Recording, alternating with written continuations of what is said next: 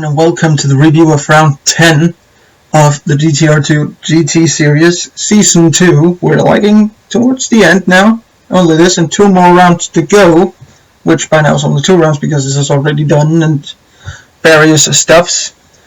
But you might notice I said in the GT Planet thread, if you're not on GT Planet you should be, I said that I was expecting the Porsches to take pole position here because they are known for their speed, and let's face it, being pretty much a Roval and a road course and a Noval combined, you would expect the Porsches to be good.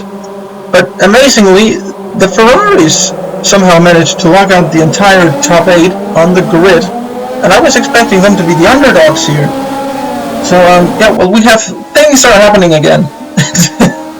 And things are happening that I can't really explain, and I also can't explain why Costa somehow found himself on pole position.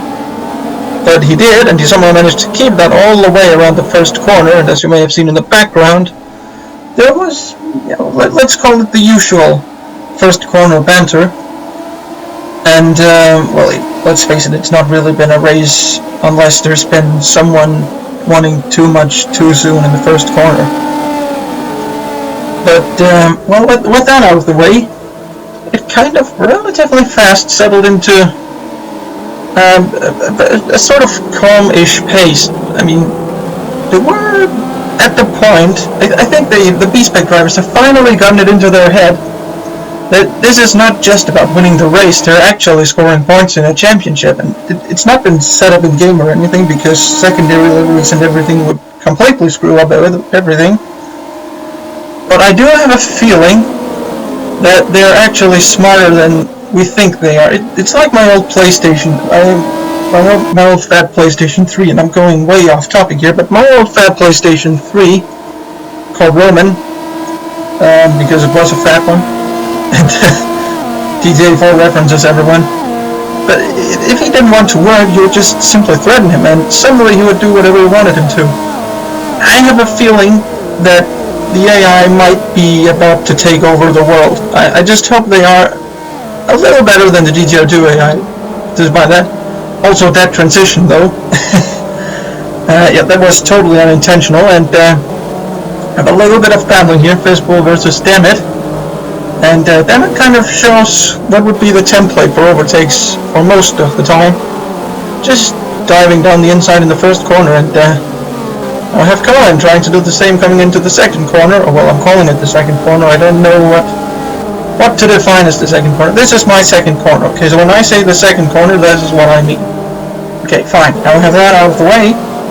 I think we can start going back to the race, as, well, the Dank Tank was one of those involved in the first corner business, and is now trying to make herself up. The BMW is still a little bit down on power, but they can definitely hold their own. They are a strange car. It is. And I'm getting all sorts of things going on in my stomach right now.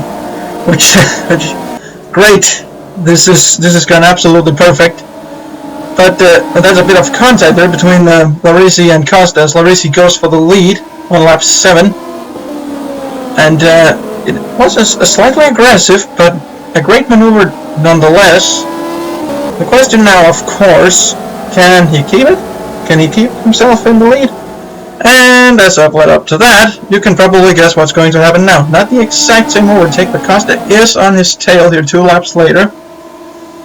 And now let's watch him come into the final corner. Costa goes wide and simply goes around him. He's using NASCAR overtaking tactics here. I don't know that they apply it to Ferrari GT cars, but apparently they do. But then again, as I think I said, because I've tried this a few times now, this is basically what happens when you combine an Oval and a road course, and we just film fan for a little while, just because reasons, to show that he's there as well.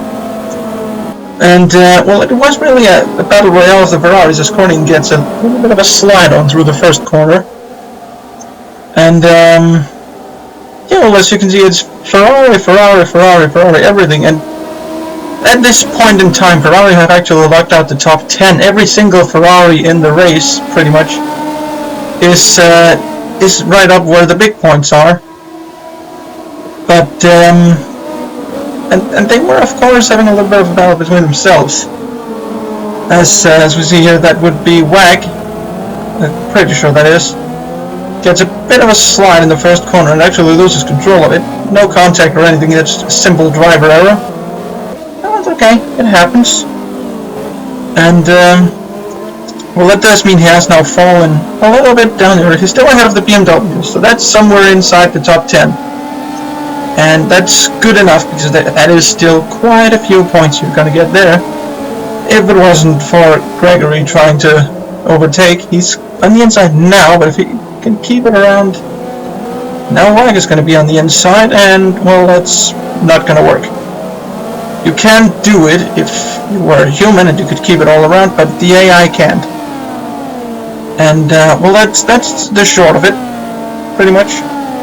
And now he's set his sights on the 95 car, which is, well, it's always been one of the medium to worse Ferraris, and there's, I'm not sure if there was a bit of contact there, but I will let him go with the benefit of doubt, as it's now a drag race down towards the first corner, and there's no doubt he's going to win that. The 95 is going to chicken out. Where is he? He's out of the slipstream again. Might be moving for a dive into turn 1, but nope. Not far enough. Just got a too big cat there. So with that out of the way, the racing they kind of decided, okay, let's stay like this for a while. Let's go for the points more than anything until we get back to the lead. And the racing trying a bit too much and has a bit of a spin, and well, that can happen to everyone. But now look at that. There we have the Ferraris doing parallel parking again. Oh, the geniusness of the AIs. That is the one thing that defines a real GTR2 series race. There has to be parallel parking at some point. And, well, this has been a GTR2 race then. Thank you for watching, and I'll see you next week. Kidding, don't turn it off yet. If you have, then, well, good luck finding this spot again. That does mean that, of course, he's gonna fall back a little. But as you see with everyone else also having their own sort of problems, it's not that much. It's all fallen down to 4th. As we see Fan here trying to get a little closer to Costa, and a few laps later, he is right up behind him. The question is now, is he going to be able to complete the overtake? He is down the inside, and yep, that is Fan in the lead for the first time of this season, which I'm sort of not amazed to say that, because this has pretty much been one of the first times we've ever seen a Ferrari in general in the lead, because they have mostly been sort of mid-pack, but of course it wasn't gonna last long until Costa somehow got back up right behind him, and he doesn't get the pass done right here. But he has now got the run on him down towards the first corner, and this is quite a long straight compared to the overall length of the track. And he is going to go for a move down the inside, and that is going to work. That is going to have to concede the position, although at first not willingly. And let's see, Costa back into the lead, Fan in second, and Corning in 3rd. Has just been watching this unfold ahead of him. If any of them makes a mistake, then he's right there to capitalize on it. But it's not been looking like they've done that many mistakes right now. And again, I think they have sort of realized, okay, we might start to think more about the championship. I say that as Fan gives Costa a nudge in the attempt of overtaking. And that, of course, because AI means less, well, Fan shows a little bit. Fan slows down. I can't speak English, I'm just... And Corning as well. Nearly got a shot, but not quite. So, well, that is something to look to. And, well, a few laps later, everything goes as usual. Except now Corning is going to try to go up the inside of Fan. Not quite work, then he goes to the outside. And somehow he makes that work. I'm not sure how, but he actually gets around Fan like that. The question now, nope, he's not going to go for the over-aggressive maneuver, or is he? Is he? He might be going for a move down the inside, but nope, that's... Guardian's got too far ahead. So this is interesting. We have the guy running the GT Planet Fantasy series just getting overtaken by a very NASCAR-ish move. I find that to be interesting. No, actually not. It's an overtake is an overtake, and there are many ways to overtake. And well, they battled on for a little while. Until 48, Corning had this bit of a spin, and that's a big contact with Larice's car. And we have some more Ferraris doing some more parallel parking. And, well, that's gonna work. Oh, and then Cohen got big air back there. In the background, you might have seen it. There was big airtime by Cohen in the 91 Porsche. Pretty sure as we see the replay here. We have the crash up here. Slows down and... Well, that's peculiar. It was not a particularly high-speed impact. Yeah, just this is happening at the exact same time. Literally, at the exact same time, and Whitfield just decides to go park the Porsche there for some reason, and it would not move for the rest of the race for some reason. There was, well, more Ferraris. This time, Fan running second, and well, that is unfortunate, but. And we see BMW getting loose there as well. That's a first. And loose as well. So, yeah, well, from lap 57 onwards, it was just plain sailing for Costa. And there was no major changes in position either. So that is Costa taking victory. Yes, you heard that right. Costa has actually won something. And I am surprised that I would ever get to say that. But it was a peculiar incident with the 91 Porsche. Because it was not a particularly fast crash. He had slowed it down mostly, but I guess physics just decided to give up. Anyway, Costa wins, and the Ferraris have kind of locked out the top 6, and somehow the 95 as well has actually managed to get in there. I'm pleasantly surprised by that. He's been doing better and better now.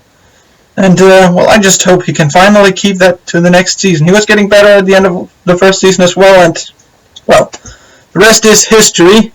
BMW's managed to sneak up as well, somewhat similar-ish in performance for once, all the cars. And look at the Ferraris, Costa and Banter just shooting right up into the top 10 of the overall championship. Of course, no major changes at the front, but Costa gaining 10 positions. That shows how close the field is together.